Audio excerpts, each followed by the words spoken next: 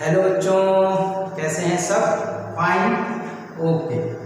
तो आज मैं आपके लिए जो वीडियो लाया हूँ वो क्लास 10 का साइंस का फर्स्ट चैप्टर जो हम लोग पढ़ रहे थे, केमिकल रिएक्शंस एंड इक्वेशंस, उसका सेकेंड पार्ट है। इसके फर्स्ट पार्ट में हम लोगों ने केमिकल इक्वेशंस क्या होती हैं, है ना, और केमिकल रिएक्शंस क्या होती हैं और केमिकल रिएक्शंस की बैलेंसिंग कैसे करते हैं, इसके बारे में हम लोगों ने सीखा, है ना। जो बच्चों ने उसको नहीं देखा है वो बच्चे टाइप कर सकते हैं, हमारे चैनल को सब्सक्राइब कर लेंगे तो आपको वो वीडियो फर्स्ट पार्ट आपको मिल जाएगा, केमिस्ट्री का फर्स्ट चैप्टर का पार्ट 1, ठीक है ना। ये सेकेंड पार्ट में बना रहा हूँ जिसमें हम लोगों को पढ़ना है टाइप्स ऑफ रिएक्शंस के बारे में, हाँ, कि रिएक्शंस कितने टाइप्स की होती है। तो आइए बात करते हैं types of reactions. Types of reactions, reactions actually होती कितनी टाइप की। इस टाइप्स ऑफ रिएक्शंस को जानने से पहले हम लोग एक बात कर लेते हैं सबसे पहले कि कोई रिएक्शन होती कैसे है एक्चुअली। अगर मैं एक्चुअल बात करूं तो कोई भी रिएक्शन में किसी भी एलिमेंट का चेंज नहीं होता है। जो एलिमेंट रिएक्टेंट्स में होते हैं सेम ही एलिमेंट्स प्रोडक्ट में भी होते हैं। हाँ, कुछ होता है तो वो होता है बॉन्ड्स का टूटना और बनना। किसी भी कंपाउंड में जो एलिमेंट्स हैं उनके बीच में कोई स्पेसिफिक बॉन्ड्स होते हैं और वो बॉन्ड टूट जाते हैं। एक केमिकल रिएक्शन के ड्यूरेशन में बॉन्ड्स टूटते हैं और नए बॉन्ड्स बन जाते हैं, किसी दूसरे एलिमेंट्स के साथ नए कंपाउंड का फॉर्मेशन हो जाता है विद न्यू बॉन्ड्स, है ना। और इसी से केमिकल रिएक्शन होती है और इसी वजह से नेचर, सब्सटेंस का नेचर बदल जाता है, उसकी प्रॉपर्टीज बदल जाती हैं। तो एक्चुअल में रिएक्शन जो होती है उसमें बॉन्ड्स टूटते हैं और नए बॉन्ड्स बनते हैं, ठीक है ना। तो यहाँ पर टाइप्स ऑफ रिएक्शंस की अगर हम लोग बात करें तो जो फर्स्ट टाइप के रिएक्शन हम लोग पढ़ने जा रहे हैं वो है combination reaction. Combination reaction, combination reaction जैसा कि इसके नाम से ही आपको समझ में आ रहा होगा कि कॉम्बिनेशन रिएक्शन का मतलब कंबाइन होना, ना। कॉम्बिनेशन रिएक्शन का मतलब कंबाइन होना। तो कहते हैं when two or more reactants combine to each other to form a new product, such type of reactions are known as combination reactions. ऐसे रिएक्शंस जिनमें दो या दो से ज्यादा रिएक्टेंट्स मिल करके कोई एक प्रोडक्ट देते हैं उनको हम लोग क्या कहते हैं, कॉम्बिनेशन रिएक्शंस कहते हैं, ना। जैसे मैं एग्जांपल की बात करूं तो एग्जांपल हमारा आगे समझ सपोज दैट फर्स्ट एग्जांपल मेरा बहुत आसान सा C+O2 gives CO है। यहाँ पर देखिए एक कार्बन है और ऑक्सीजन है, दोनों आपस में रिएक्ट कर रहे हैं और रिएक्ट करके कोई एक प्रोडक्ट बना ले रहे हैं, कार्बन डाइऑक्साइड है। कार्बन हमारा सॉलिड फॉर्म में है, ऑक्सीजन हमारी गैसेस फॉर्म में है, कार्बन डाइऑक्साइड हमारी गैसेस फॉर्म में है। तो कार्बन ऑक्सीजन मिलकर के कार्बन डाइऑक्साइड बना ले रहे हैं, दो रिएक्टेंट्स मिलकर के एक प्रोडक्ट बना रहे हैं, इसलिए क्या है, कॉम्बिनेशन रिएक्शन है। और भी बहुत सारे ऐसे एग्जांपल्स हैं। जैसे मैं सेकंड एग्जांपल की बात करूं तो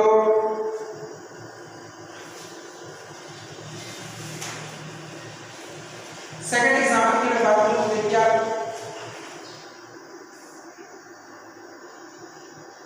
ये ले सकते हैं, छोटा सा एग्जांपल ये Y+O2 है गिव्स H2O, Y+O2, ठीक है।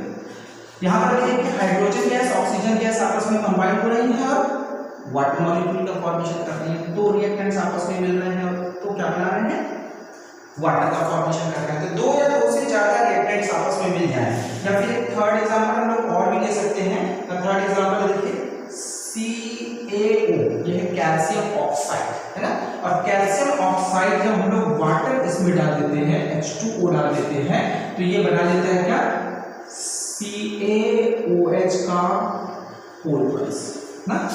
कैल्शियम ऑक्साइड वाटर के साथ रिएक्शन करके CaOH का होल प्लस बना लेता है। ये हमारा कैल्शियम ऑक्साइड है, या इसको हम लोग पिंक लाइन कहते हैं, है ना। इसको हम लोग लाइन भी कहते हैं।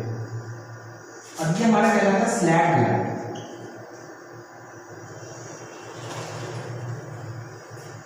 स्लैग लाइन ये क्विक लाइन से स्लैग लाइन लोगों को मिल जाता है वाटर के साथ रिएक्शन करने के बाद। अच्छा, एक बात मैं बताऊं, ये जो स्लैग लाइन है इसका यूज हम लोग क्या करते हैं, व्हाइट वॉशिंग के लिए करते हैं। दीवारों पर व्हाइट वॉशिंग करते हैं, वॉल्स पर व्हाइट वॉशिंग करते हैं, आपने देखा होगा। तो एक्चुअली होता क्या है, ये कैल्शियम हाइड्रोक्साइड जो होता है, हम लोग क्विक लाइन में आते हैं उसमें वाटर मिलाते हैं, फॉर्मेशन कैल्शियम हाइड्रोक्साइड का होता है, और उसके बाद जब इसकी पेंटिंग हम लोग कर देते हैं, व्हाइट वॉश कर देते हैं, तो ये एटमॉस्फेयर की कार्बन डाइऑक्साइड के साथ रिएक्शन करता है। कौन? ये CaOH का होल वाइज क्या करता है, एटमॉस्फेयर की कार्बन डाइऑक्साइड के साथ रिएक्शन करता है, और कार्बन डाइऑक्साइड के साथ रिएक्शन करके बना लेता है CaCO3 प्लस H2, है ना। इस तरीके से ये क्या कर देता है, हमारा कैल्शियम कार्बोनेट का फॉर्मेशन कर लेता है, और ये क्या करता है, वॉल्स को शाइनिंग बनाने का काम करता है ना, एटमॉस्फेयर की कार्बन डाइऑक्साइड के साथ रिएक्ट करके। ये इसका यूज हो गया है, किसका? Slag line. स्लैग लाइन का यूज हम किसमें करते हैं, और आपको पता होना चाहिए जो मार्बल होता है उसका भी फॉर्मूला क्या होता है, कैल्शियम कार्बोनेट होता है, CaCO3 होता है। तो इस तरीके से ये हमारी क्या हो गई है, एडिशन रिएक्शन हो गई, ठीक है। इसके बाद हम लोग बात करते हैं, एक बात और देख लीजिए, इसको मैं बाद में आपकी एक्सोथर्मिक और एंडोथर्मिक रिएक्शंस बताऊंगा, लेकिन ध्यान रखिएगा कि जितनी भी कॉम्बिनेशन रिएक्शन होती हैं, मोस्ट ऑब्वियसली उन रिएक्शंस में, कॉम्बिनेशन की जितनी भी रिएक्शन है उनमें एनर्जी इवॉल्व होती है, एनर्जी रिलीज होती है। जैसे carbon plus oxygen gives CO2, और प्लस साथ में हम लोग इसमें क्या लिख सकते हैं, एनर्जी भी लिबरेट होती है साथ में। इसी तरह कैल्शियम और वाटर का रिएक्शन कराते हैं, कैल्शियम ऑक्साइड और वाटर का रिएक्शन कराते हैं तो कैल्शियम हाइड्रोक्साइड बनता है, और साथ में यहाँ पर भी एनर्जी क्या होती है, इवॉल्व होती है ना। तो इस तरीके से हम लोग कह सकते हैं कि जो कॉम्बिनेशन रिएक्शन होती है वो मोस्ट ऑफ इसकी एक्सोथर्मिक रिएक्शन होती है, ठीक है ना। इसकी बात हम लोग बाद में करेंगे। दूसरा टाइप जो मैं बताने जा रहा हूँ, दूसरा टाइप ऑफ रिएक्शन जो मैं बताने जा रहा हूँ, मैं बताने जा रहा हूँ डिकम्पोजिशन रिएक्शन। दूसरा जो टाइप हम लोगों को पढ़ना है वो क्या है, डिकम्पोजिशन रिएक्शन। डिकम्पोजिशन रिएक्शन, अब ये डिकम्पोजिशन रिएक्शन फिर आप नाम से जान सकते हैं, जिसमें डिकम्पोज हो रहा है, डिकम्पोज ना, जब सेकंड टाइम डिकम्पोजिशन रिएक्शन, जब कोई एक रिएक्टेंट्स दो या दो से ज्यादा प्रोडक्ट्स प्रोवाइड करते हैं ना, या कोई एक सब्सटेंस दो या दो से ज्यादा सब्सटेंसेस में टूट जाए, तो ऐसे रिएक्शन को हम लोग क्या करेंगे, डिकम्पोजिशन रिएक्शन कहते हैं, है ना। जैसे कि मैं बात करूं, ये देखिए, जैसे कि मैं एग्जांपल ले लूं, फर्स्ट एग्जांपल मैंने ले लिया, अगर हम लोग CaCO3 कैल्शियम कार्बोनेट, है ना, कैल्शियम कार्बोनेट को हम लोग क्या कर लेते हैं, गर्म कर देते हैं, तो ये बना देता है CaO, ये बना देता है CaO, और प्लस CO2 गैस को क्या कर देता है, इवॉल्व कर देता है ना। कैल्शियम कार्बोनेट को हम लोग अगर हीट कर देंगे, गर्म कर देंगे, तो कैल्शियम ऑक्साइड बना लेता है और CO2 गैस को रिलीज कर देता है ना।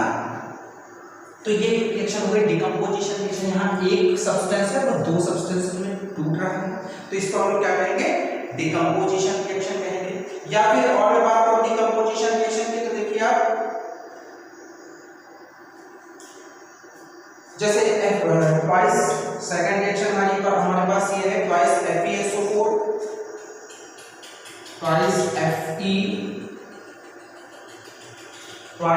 FeSO4, और इसको हम लोग गर्म कर देते हैं, इसको हम लोग हीट कर देंगे, तो बना रहा है हमारा Fe2O3 plus SO2 plus SO3 ना। ये देखिए बैलेंस है, यस बैलेंस है, ये इक्वेशन बैलेंस है। तो FeSO4 है, फेरस सल्फेट है, ये फेरस सल्फेट फैट ऑक्साइड में टूट जाता है, सल्फर डाइऑक्साइड और सल्फर ट्राइऑक्साइड में होता है ना। कितना है, ये फेरस सल्फेट है, ये फेरस सल्फेट है जो कि और टूट जाता है और साथ में सल्फर डाइऑक्साइड और सल्फर ट्राइऑक्साइड प्रोवाइड कर रहा है।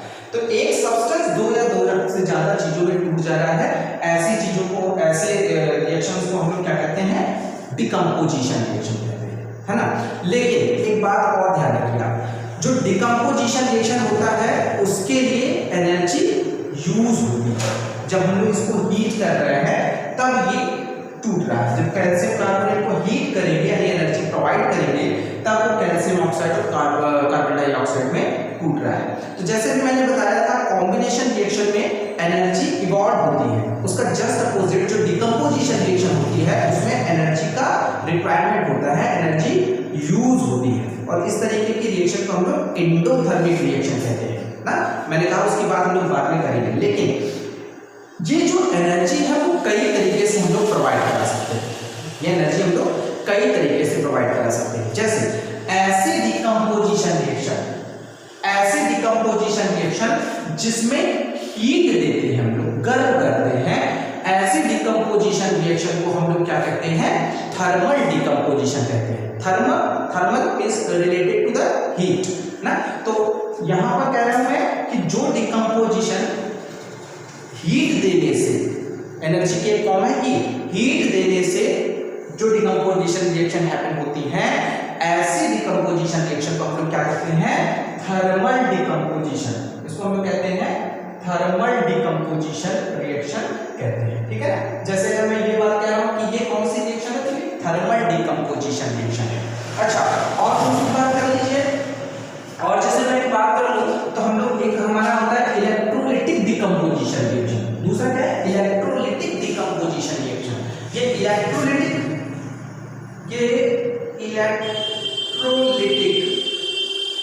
डिकम्पोजिशन रिएक्शन, ये इलेक्ट्रोलिटिक डिकम्पोजिशन रिएक्शन क्या होती है, ऐसे डिकम्पोजिशन रिएक्शन जिनमें कि हम लोग इलेक्ट्रिसिटी का यूज करते हैं, इलेक्ट्रिक करंट का यूज करते हैं, वो इलेक्ट्रिक डिकम्पोजिशन रिएक्शन होती है। जैसे अगर मैं वाटर की बात करूं, हम लोग यहाँ पर एक बीकर ले लेते हैं और इस बीकर में हम लोग क्या कर लेते हैं, दो तरीके के इलेक्ट्रोड लगा देते हैं ना। दो तरीके के इलेक्ट्रोड लगा दे रहा हूं मैं, यहाँ पर मैंने बैटरी लगा दिया है ना। यहाँ पर मैं बैटरी लगा दूंगा और ये बैटरी लगा करके यहाँ पर दो तरीके के इलेक्ट्रोड्स में लगा दूंगा। एक हमारा हो गया पॉजिटिव इलेक्ट्रोड, जिसको हम लोग क्या कहते हैं, एनोड कहते हैं, जिसको हम लोग कहते हैं एनोड, है ना। और दूसरा हमारा हो गया नेगेटिव इलेक्ट्रोड, ये नेगेटिव इलेक्ट्रोड हो गया, जिसको हम लोग क्या कहते हैं, कैथोड कहते हैं।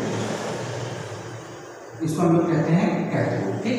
एनोड और कैथोड लगा दिया। अब इन पर हम लोग क्या कर देते हैं, इन पर हम लोग क्या कर देते हैं, टेस्ट ट्यूब लगा देते हैं, है ना। इनके ऊपर हम लोग एक उल्टी करके टेस्ट ट्यूब लगा देंगे, है ना, पलट के लगा देंगे, ठीक। अब देखिए यहाँ पर वाटर हम लोगों ने भरा और वाटर भरने के बाद जब हम लोग इसमें क्या करेंगे, इलेक्ट्रिसिटी प्रोड्यूस करेंगे, यहाँ पर इलेक्ट्रिसिटी प्रोड्यूस करेंगे, है ना। कुछ हम लोग इलेक्ट्रोलाइट्स का भी यूज कर लेते हैं, क्योंकि हम जानते हैं प्योर वाटर में इलेक्ट्रिक करंट क्या होता है, फ्लो नहीं होता। तो कुछ इलेक्ट्रोलाइट्स का, जैसे कि डाइऑक्साइड का या डाइऑक्सोफोर का यूज हम लोग कर लेंगे। तो यहाँ पर हम लोग देखेंगे जब इलेक्ट्रिसिटी फ्लो होगी तो यहाँ पर इलेक्ट्रोलिटिक डिकम्पोजिशन हो जाएगा, और जो हमारा एनोड है, इस एनोड पर हमारी क्या हो जाएगी, ऑक्सीजन स्टोर हो जाएगी, और यहाँ पर है अपर पार्ट में इस टेस्ट ट्यूब के, और जो हमारा कैथोड है उस पर हमारे हाइड्रोजन गैस हमको ऑक्सीजन हो जाएगी, है ना। देखिए यहाँ पर एनोड पर हमको ऑक्सीजन मिलेगी और कैथोड पर हाइड्रोजन गैस मिलेगी। तो इस तरीके से हम लोग इलेक्ट्रोलिटिक डिकम्पोजिशन करके भी, है ना, एक एनर्जी की एक दूसरी फॉर्म है इलेक्ट्रिसिटी, उसका यूज करके भी हम लोग क्या कर सकते हैं, डिकम्पोजिशन करते हैं। और इस तरीके को, इसको हम लोग क्या कहते हैं, इलेक्ट्रोलिटिक डिकम्पोजिशन कहते हैं। अच्छा, और मैं डिकम्पोजिशन की बात करूं, एक और डिकम्पोजिशन मैं आपको दिखाऊंगा, इसको मैं इरेज कर रहा हूं इलेक्ट्रोलिटिक डिकम्पोजिशन को। और यहां पर देखिए एक और है, एक है फोटो डिकम्पोजिशन, है सनलाइट की प्रेजेंस में अगर डिकम्पोजिशन हो जाए, सनलाइट की प्रेजेंस में अगर डिकम्पोजिशन होता है, जैसे मैं कहता हूं, जैसे यहां पर हम फोटो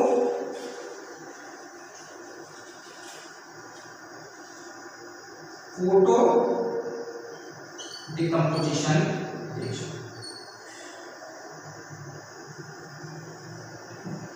फोटोन से रिलेटेड है, सनलाइट से रिलेटेड है, ठीक है। तो सनलाइट की वजह से जब डिकम्पोजिशन हो जाए तो इसको हम लोग फोटो डिकम्पोजिशन रिएक्शन कहते हैं, ठीक है। जैसे कि मैं बात करूं ट्वाइस AgCl को अगर हम लोग सनलाइट की प्रेजेंस में रख देते हैं, यहाँ सनलाइट की प्रेजेंस में रख देते हैं तो ये टूट जाता है ट्वाइस Ag और प्लस Cl2, ये ट्वाइस Ag और Cl2 में टूट जाता है, ठीक है। यहाँ पर जो AgCl होता है ये सिल्वर क्लोराइड है ना, ये सिल्वर क्लोराइड है जो कि व्हाइट कलर का होता है, लेकिन यहाँ पर जब सनलाइट की प्रेजेंस में इसको रख दिया जाता है तो इसका कलर चेंज हो जाता है, ये ग्रे कलर का हो जाता है। ये किस कलर का? ग्रे कलर का हो जाता है। और ये रिएक्शन कहाँ होती है? सनलाइट की प्रेजेंस में होती है। किसी का एक दूसरा सब्स्टिट्यूट भी हम लोग यूज कर सकते हैं, जैसे कि ट्वाइस AgBr, ये सिल्वर ब्रोमाइड है और इसको भी हम लोग यहाँ पर सनलाइट की प्रेजेंस में अगर रख देते हैं, सनलाइट की प्रेजेंस में रख देते हैं तो ये टूट जाता है ट्वाइस Ag और प्लस Br2 ना। तो ये भी एक डिकम्पोजिशन रिएक्शन है जो कि सनलाइट की प्रेजेंस में हो रही है, किसी भी फॉर्म में एनर्जी दे रहे हैं, हीट करके दे रहे हैं तो थर्मल डिकम्पोजिशन, इलेक्ट्रिसिटी को दे रहे हैं तो इलेक्ट्रोलाइटिक डिकम्पोजिशन, इसका सनलाइट की प्रेजेंस में भी हम लोग डिकम्पोजिशन करा सकते हैं। ये जो दो रिएक्शन है, इन रिएक्शन का यूज जो हम लोग वो ब्लैक एंड व्हाइट फोटोग्राफी में करते हैं ना। ब्लैक एंड व्हाइट फोटोग्राफी जो होती थी, ब्लैक एंड व्हाइट कलर पहले फोटो आती थी, उसके लिए जो हम लोग यूज करते हैं वो इन्हीं प्रोसेस का यूज करते हैं, इन्हीं रिएक्शंस का यूज करते हैं, ठीक है। तो ये हो गई हमारी डिकम्पोजिशन रिएक्शन, ठीक है। आइए इसके बाद मैं बात कर लेता हूँ दो तरीके की और रिएक्शन के बारे में, जिसको मैंने कहा एंडोथर्मिक रिएक्शन और एक्सोथर्मिक रिएक्शन, ठीक है। चलिए तीसरा मैं बात कर लेता हूँ, तीसरा बात कर ले रहा हूँ मैं, पहले मैं बात कर ले रहा हूँ एक्सोथर्मिक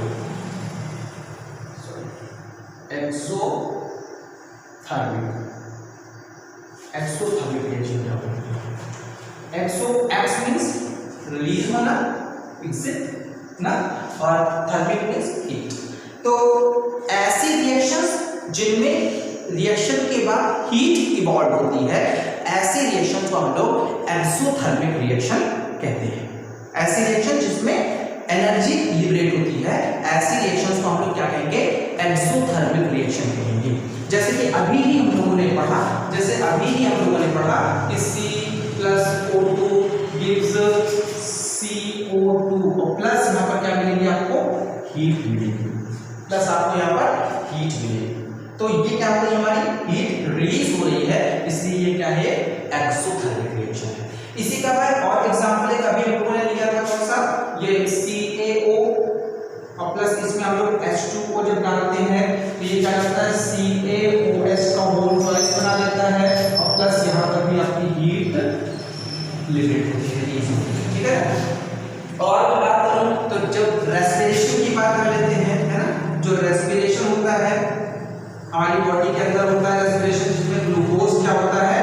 बर्न होता है in the presence of oxygen, और ऑक्सीजन की प्रेजेंस में ग्लूकोज जब बर्न होता है तब भी हमको हीट क्या होती है? मिलती है, या एनर्जी मिलती है, और ये भी एक तरीके की एक्सोथर्मिक रिएक्शन भी है। चलिए देखिए, जैसे कि रेस्पिरेशन की रिएक्शन क्या है? C6H12O6 और प्लस 6O2, है ना, ये हम लोगों को क्या करती है? ये रिएक्शन होती है और हमको रिलीज क्या होता है? 6CO2 plus 6H2O plus energy, ठीक है, एनर्जी। तो ये भी क्या है? हमारी एक्सोथर्मिक रिएक्शन ही होती है, रेस्पिरेशन जो हमारी बॉडी में होता है। इसके साथ साथ बहुत सारे जो मार्शी प्लेसेस होते हैं, है ना, मार्शी प्लेसेस होते हैं, वहां पर भी आप देखेंगे मार्शी प्लेसेस जहां पर हम लोग डिकम्पोजिशन करते हैं, कूड़े करकट को जहां पर बायोडिग्रेडेबल वेस्ट को हम लोग सड़ा देते हैं, वहां पर भी क्या होता है? डिकम्पोजिशन एक्सोथर्मिक रिएक्शन होती है, जहां पर हीट क्या होती है? रिलीज होती है ना। तो ये एक्सोथर्मिक रिएक्शंस कुछ हो गए। इसके बाद हम लोग बात कर लेते हैं एंडोथर्मिक रिएक्शन की। एंडोथर्मिक रिएक्शन नाम से इसके पता है, 4 टाइप के रिएक्शन बता रहा हूं। एंडोथर्मिक रिएक्शन, एंडोथर्मिक रिएक्शन, तो एंडोथर्मिक रिएक्शन क्या होगी? ऐसी रिएक्शन जिसमें हीट को यूटिलाइज किया जाता है ना। डिकम्पोजिशन रिएक्शन जो अभी लोगों ने पढ़ा था, वही रिएक्शन क्या होगी? वो रिएक्शन जो है उनको एग्जांपल्स में आप दे सकते हैं एंडोथर्मिक रिएक्शन, है ना, जिसमें कि हीट का यूज होता है या एनर्जी का यूज होता है। ऐसे रिएक्शन को हम लोग एंडोथर्मिक रिएक्शन कहते हैं। जैसे कि मैंने आपको बताया था कि CaCO3 में अगर हम लोग क्या कर देते हैं, इसको अगर हीट कर देते हैं तो ये CaO और प्लस CO2 इस फॉर्म में कन्वर्ट हो जाता है। और यहाँ पर चूंकि हीट यूज हो रही है इसलिए ये क्या है? एक एंडोथर्मिक रिएक्शन है। या फिर इसी तरह मैंने अभी AgCl और AgBr की रिएक्शन जो दिया था उसमें भी सनलाइट के फॉर्म में एनर्जी क्या हो रही है? एब्सॉर्ब हो रही है। वो भी एक तरीके की क्या है? एंडोथर्मिक रिएक्शन ही है। तो इस तरीके से एक्सोथर्मिक और एंडोथर्मिक रिएक्शन हमारी हो जाएगी। ठीक है, अब आइए बहुत इंपॉर्टेंट जो अगला हम लोग रिएक्शन पढ़ने जा रहे हैं वो हमारी है डिस्प्लेसमेंट रिएक्शन। ठीक है, जो 5th नंबर है वो हमारा क्या है? Displacement reaction. Displacement reaction. अब डिस्प्लेसमेंट रिएक्शन क्या होती है? नाम से इसके भी पता लग रहा है। डिस्प्लेसमेंट, जो डिस्प्लेस, जिसमें कुछ डिस्प्लेस हो रहा हो। क्या डिस्प्लेस हो रहा है? कहते हैं ऐसी रिएक्शंस जिसमें किसी एक सब्सटेंस का एलिमेंट दूसरे सब्सटेंस के एलिमेंट को उसके साल्ट सॉल्यूशन से डिस्प्लेस कर दे, ऐसी रिएक्शन को हम लोग क्या कहते हैं? डिस्प्लेसमेंट रिएक्शन कहते हैं। The reaction in which an element displaces the another element from its salt solution, the reaction is known as displacement reaction, है ना। कैसे होगा? सबसे बढ़िया एग्जाम्पल इसका जो है वो देखिए क्या है, ये क्या है? एक हम लोग लेते हैं कॉपर सल्फेट CuSO4 और प्लस इसमें हम लोग Fe मिला देते हैं, तो ये रिएक्शन होती है हमारी FeSO4 और प्लस C। ठीक है, ये हमारा क्या है? कॉपर सल्फेट, है ना, ये हमारा कॉपर सल्फेट सॉल्यूशन। ठीक है, ये कॉपर सल्फेट हमारा सॉल्यूशन है और ये हमारा हो जाता है आयरन है और ये हमारा हो जाता है फेरस सल्फेट।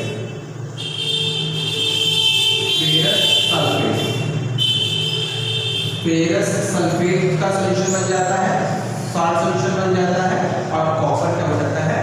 डिस्प्लेस हो जाता है। ठीक है, यहाँ देखिए अब बात को समझिए। कॉपर सल्फेट में से कॉपर को डिस्प्लेस कर दिया Fe ने और आकर के साल्ट सॉल्यूशन बना लिया FeSO4 और कॉपर क्या हो गया? डिस्प्लेस हो गया। कॉपर सल्फेट जो है वो हमारा ब्लू कलर का होता है। कॉपर सल्फेट जो होता है वो किस कलर का होता है? ब्लू कलर का होता है। जब हम लोग उसमें आयरन नेल डाल देते हैं तो बाद में हम देखते हैं कि जो आयरन नेल है वो ब्राउनिश कलर की हो जाती है और कॉपर सल्फेट का जो कलर है वो क्या हो जाता है? फेड हो जाता है, क्योंकि कॉपर उसमें से क्या हो गया? कॉपर सल्फेट सॉल्यूशन से डिस्प्लेस हो गया। अच्छा, एक बात को और ध्यान रखना है, आपकी बुक्स में दी हुई होगी रिएक्टिविटी सीरीज। रिएक्टिविटी सीरीज आपको दी हुई, ठीक है।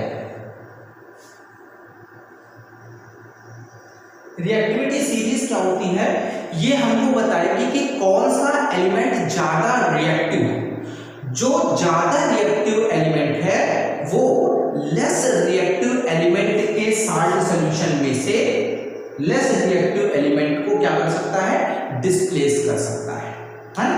जैसे Fe क्या है? कॉपर से ज्यादा रिएक्टिव है, इसलिए copper sulphate reaction, copper sulphate solution में से Fe ने कॉपर को क्या कर दिया? डिस्प्लेस कर दिया। अगर एक दूसरी रिएक्शन देखिए, जैसे मैं कहूं कि FeSO4 और प्लस मैं इसके साथ निकाल दूं Zl, है ना, तो ये क्या करेगा? ये बना लेता है ZlSO4 और प्लस Fe ना। यहाँ पर अगर मैं FeSO4 ले लेता हूँ और उसको फेरस सल्फेट सॉल्यूशन ले लिया और उसमें हम लोग Zn डाल देते हैं, जिंक डाल देते हैं, तो जिंक रिएक्शन करके ZlSO4 बना लेगा और Fe डिस्प्लेस हो जाएगा। जिंक यहाँ पर Fe को डिस्प्लेस कर देगा। इस रिएक्शन को हम लोग क्या कहते हैं? डिस्प्लेसमेंट रिएक्शन कहते हैं, जिसमें more reactive element displaces the less reactive element from its salt solution. और ये रिएक्टिविटी सीरीज आपकी बुक्स में होगी, उसको आप लर्न कर सकते हैं, जैसे पोटेशियम है, सॉरी पोटेशियम है, फिर सोडियम है ना, फिर कैल्शियम है, फिर मैग्नीशियम है, ऐसे फिर एल्युमिनियम है, ऐसे करके रिएक्टिविटी सीरीज दी होगी। तो जो ज्यादा रिएक्टिव एलिमेंट है वो कम रिएक्टिव एलिमेंट को डिस्प्लेस कर देगा उसके साल्ट सॉल्यूशन से।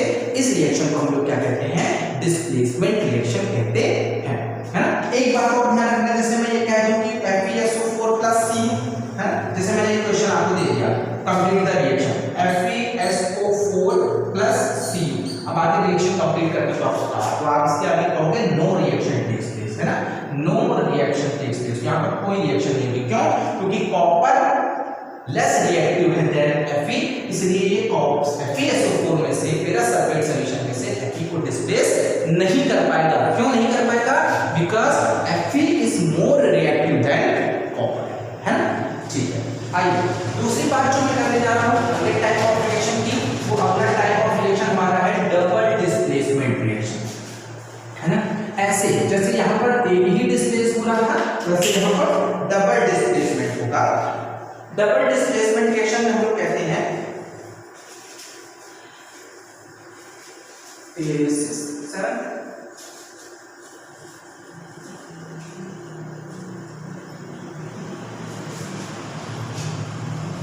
Double displacement. Double displacement reaction क्या है? डबल डिस्प्लेसमेंट रिएक्शन क्या है? जिसमें कि आयंस का एक्सचेंज हो जाता है, एलिमेंट्स का नहीं। अभी हम लोगों ने देखा डिस्प्लेसमेंट रिएक्शन में एक element more reactive element less reactive element को उसके साथ सॉल्यूशन से डिस्प्लेस कर दे रहा था, लेकिन यहां पर हम लोग देखेंगे डबल डिस्प्लेसमेंट रिएक्शन में आयंस का क्या हो जाता है, ट्रांसफर हो जाता है। कैसे? जैसे मैं एक एग्जांपल आपको ले लेता हूं, ये देखिए Na2SO4 प्लस ये सोडियम सल्फेट है, और हम लोग इसकी वैलेंट क्लोराइड से BaCl2 के साथ रिएक्शन करा देते हैं, है ना। तो ये हमारा बना देता है क्या, ये हमारा बना देता है क्या, देखिए BaSO4 और प्लस बना देगा ट्वाइस NaCl। अब ध्यान दीजिएगा, यहाँ पर क्या हुआ, Ba ने Na को डिस्प्लेस नहीं किया, बेरियम ने सोडियम को डिस्प्लेस नहीं किया है, बल्कि जो SO4 आयन है उसने वो डिस्प्लेस हो गया Ba के साथ, और जो Ba के साथ क्लोराइड आयन है तो क्लोराइड आयन आकर के सोडियम के साथ ऐड हो गया ना। तो यहाँ एलिमेंट्स डिस्प्लेस नहीं करता किसी दूसरे को। अगर बात करें तो यहाँ एलिमेंट कैसे डिस्प्लेस कर सकता है, sodium is more reactive than Ba, sodium ज्यादा रिएक्टिव है, तो वो क्या इसको क्या बेरिलियम सोडियम को डिस्प्लेस कर सकता है? नहीं कर सकता है according to the reactivity series. लेकिन ये जो आयन है, यहाँ पर आयन क्या कर देते हैं, डिस्प्लेस हो जाते हैं, और इस तरीके से डबल डिस्प्लेसमेंट रिएक्शन होती है। BaSO4 के साथ मिलकर के BaSO4 बना ले रहा है, और Na क्या हो रहा है, Cl के साथ मिलकर के NaCl बना ले रहा है।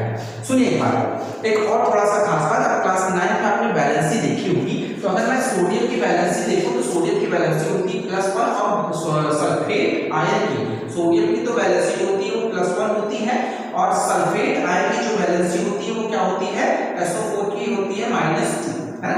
ये इसी तरह बेरिलियम की अगर मैं बात करूं तो ये होती है +2, और क्लोरीन की होती है -1, ठीक है ना।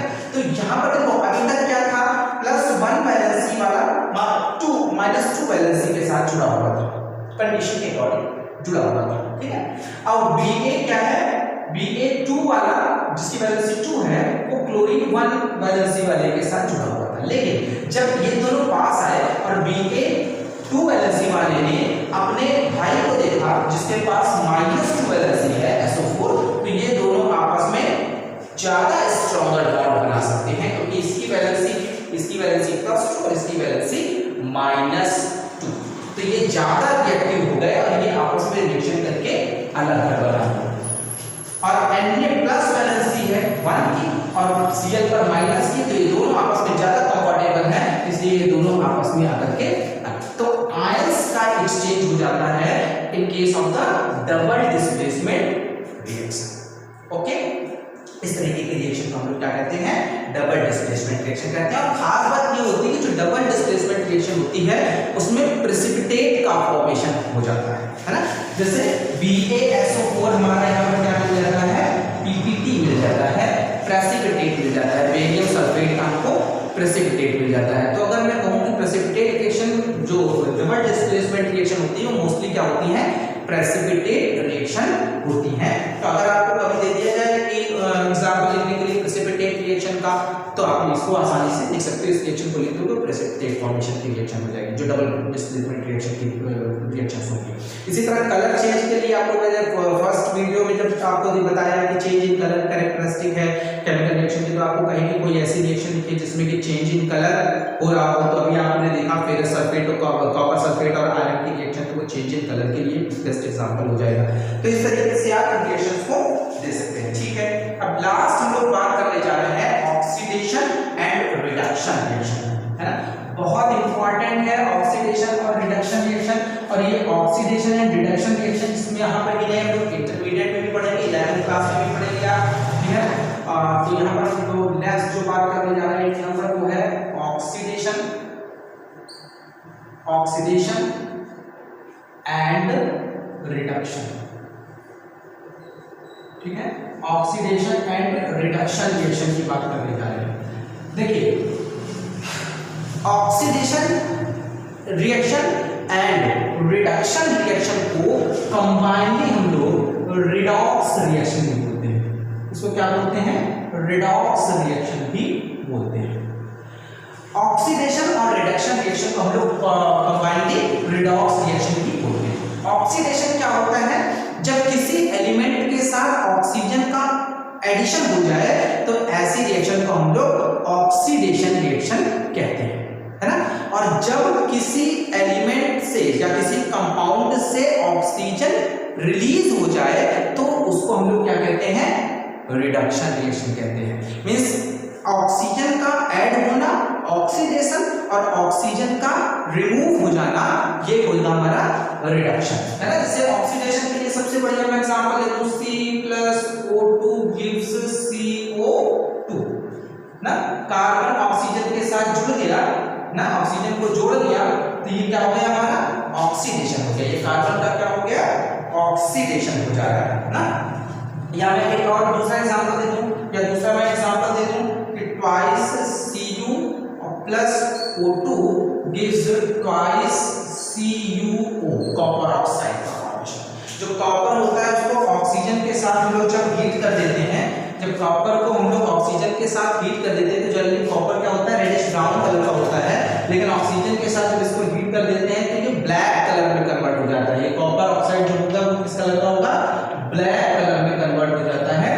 और क्यों, क्योंकि यहाँ पर कॉपर का क्या हो जाता है, ऑक्सीडेशन हो जाता है। कॉपर ऑक्सीजन के साथ ऐड हो गया और इसका क्या हो गया, ऑक्सीडेशन हो गया इस तरीके से। अच्छा, तो यहाँ देखिए एक और मैं रिएक्शन लिख देता हूँ। जब हम लोग दोबारा क्या करते हैं, यहाँ देखिए ऑक्सीडेशन हो गया। अब मैं क्या कर रहा हूँ, अगर मैं ट्वाइस CuO के साथ में हाइड्रोजन गैस फ्लो कर देता हूँ, जब मैं यहाँ पर हाइड्रोजन गैस फ्लो कर देता हूँ, ट्वाइस H2 कर दे रहा हूँ, तब ये क्या रिएक्शन हो जाएगी, यहाँ पर हो